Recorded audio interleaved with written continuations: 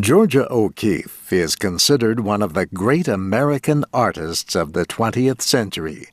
O'Keeffe is best known for her paintings of deserts and flowers. Some of her works are at the Phillips Collection in Washington. Elsa Smithgull works there.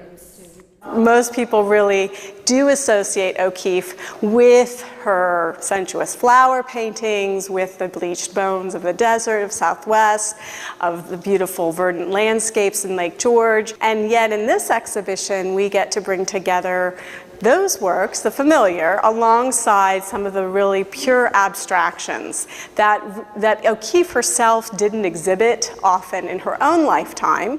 The show has these drawings from 1915.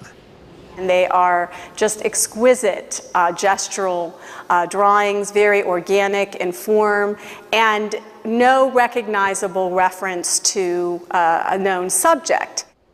By the 1920s, critics described some of her paintings as sexually suggestive. O'Keeffe rejected those claims. Well, I think that the sexualized reading of her work she fervently resisted in its time. When it really first surfaces in the 20s, she really spoke out strongly against it and has said that she was making a concerted effort to shift her focus in her work towards more recognizable subject matter as a way to try to steer the critics towards another kind of reading of her work. O'Keeffe began spending time in New Mexico in 1929. 20 years later, she moved there permanently.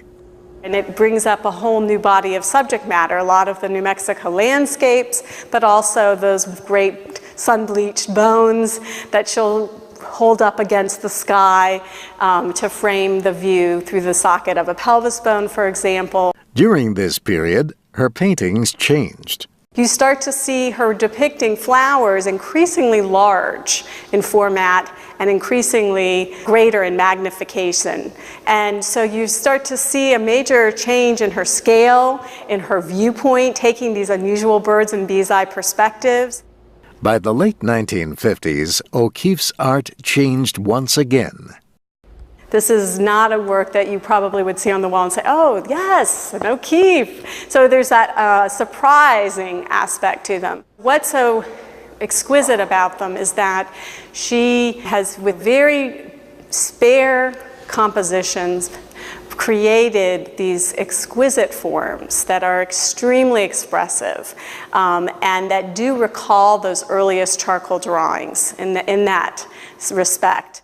Georgia O'Keeffe's later paintings excited a younger generation of artists, and her work continues to interest art lovers around the world.